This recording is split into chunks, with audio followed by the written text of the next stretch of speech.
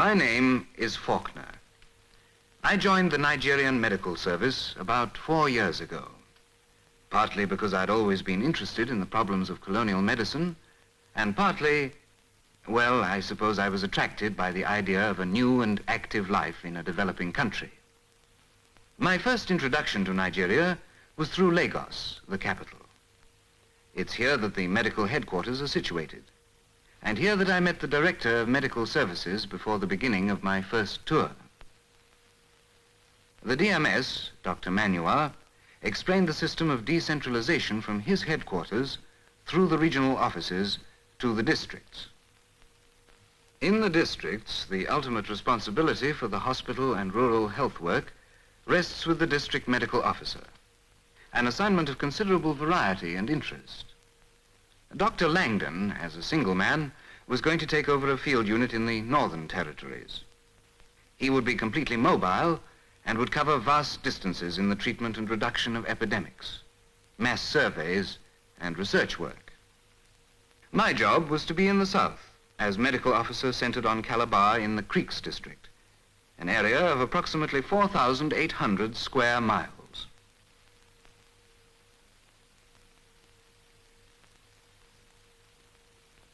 Next day, Dr. Langdon set off on his 600-mile trek north by train. I went by air with my wife and small son, who had come out with me.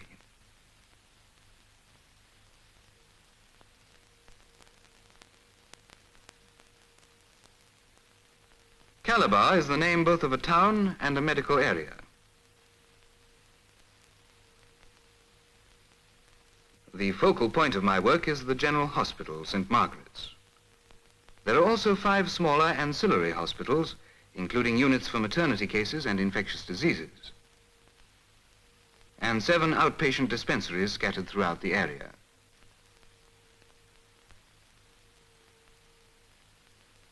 The work, of course, is far more varied than one would expect to find in a European country. In addition to the clinical conditions common to all countries, the range of tropical diseases is very extensive. One of the great advantages that the Colonial Medical Service has over the system at home is that a medical officer can follow his patients right through. He acts as physician, surgeon, and social worker, and the patients remain under his own eye until the treatment has become effective. Besides a very large outpatient department, this hospital has 140 beds with a nursing staff of 36 orderlies and 10 nurses who work under the supervision of a European state-registered nurse who acts as matron. To assist me at the hospital, I have 2 African doctors, one of whom acts as house surgeon. There are 2 operating theaters at St. Margaret's, both well equipped with instruments for general use. There's no anesthetic apparatus, so spinal, pentothal, or open drop methods are used. Hernias of all kinds form the majority of cases on a theater list.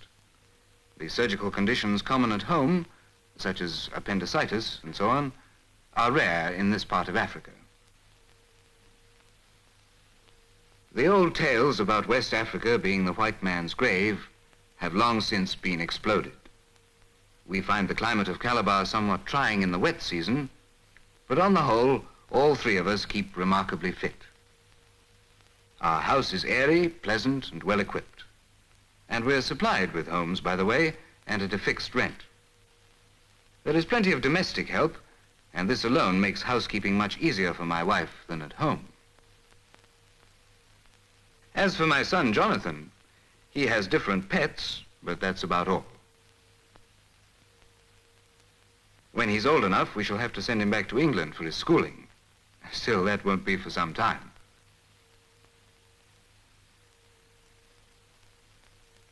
A doctor's life is the same wherever you are, and you can't get away from the job for very long.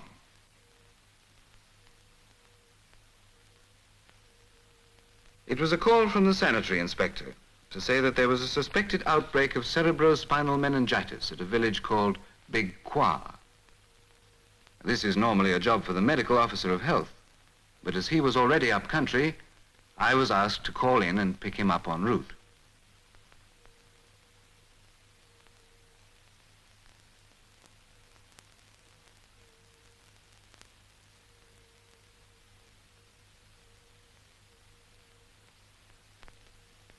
I found the medical officer of health at St. Andrew's College, carrying out one of his routine checkups. He's responsible for public health. He has 10 qualified African sanitary inspectors to assist him in this work, which is much the same as that of an MOH at home.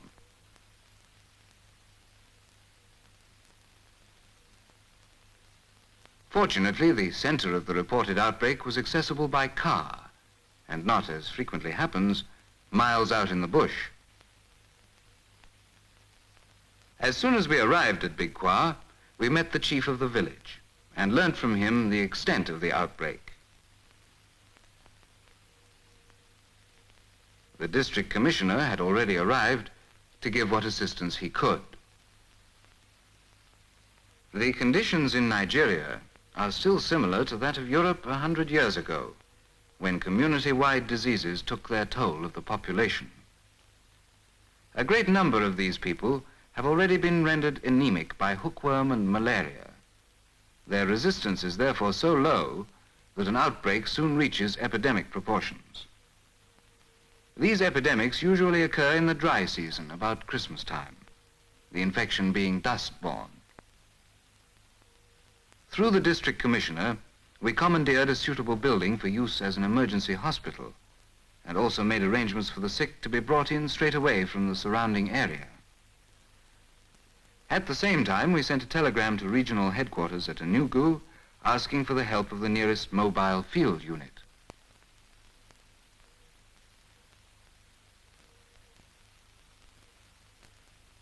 These units do a great amount of research work out in the bush, and consequently it sometimes takes a day or two for them to get back to their trucks and so to the scene of an outbreak.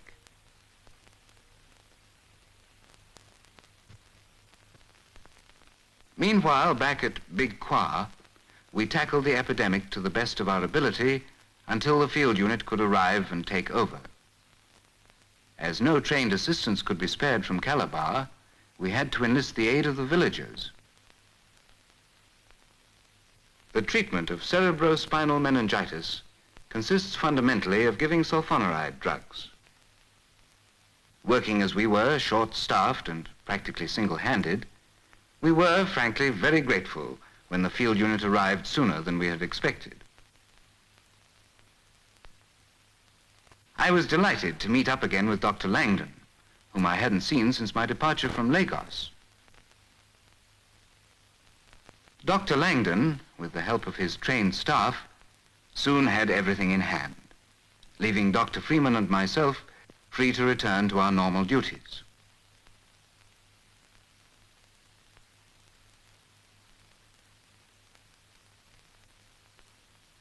Tropical diseases are generally easy to diagnose due to the specific and easily recognizable nature of the organisms. This factor is a great help in the task of reducing the causes of epidemic diseases, one of the first aims of colonial medical practice. But there is still a vast amount of both field and research work to be done. But life is not all work. We find plenty of time for recreation. In the Calabar area, there are facilities for all outdoor activities. Besides tennis, we can play golf, badminton, hockey, or cricket, to name but a few. Nearly everyone plays, and we get up the occasional tournament, which helps to keep one up to the mark. In the evenings, we entertain at home or go out to the club, where we have a membership of over 150. Quite a crowd when we hold a dance. In short, we lead a social life. Just before the end of the tour, my wife returned to England to fix up our holiday. We receive a week's leave for each month of the tour, and I was left on my own to continue. One of the many interesting jobs that I have is the regular fortnightly tour around the dispensaries in the outlying districts. One of these dispensaries is at the village of Ikonetu, which means a trip up the Cross River.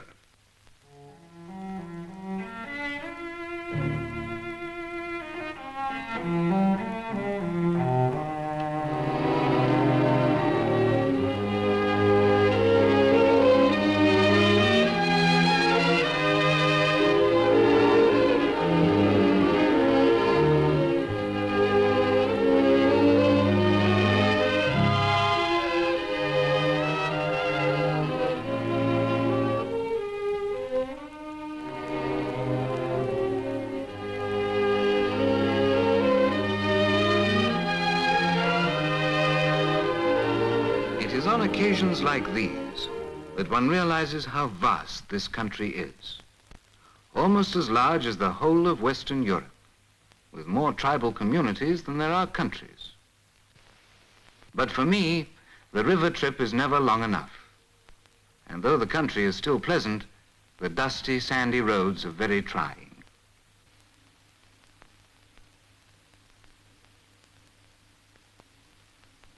Because of the long distances we have to cover, a car is even more essential than at home. So facilities are given us by the Nigerian government to purchase a new one by installments on arrival for the first tour. This dispensary, like the other 6 in the area, is under the control of the native administration. They pay for the drugs and for the salaries of the qualified attendants.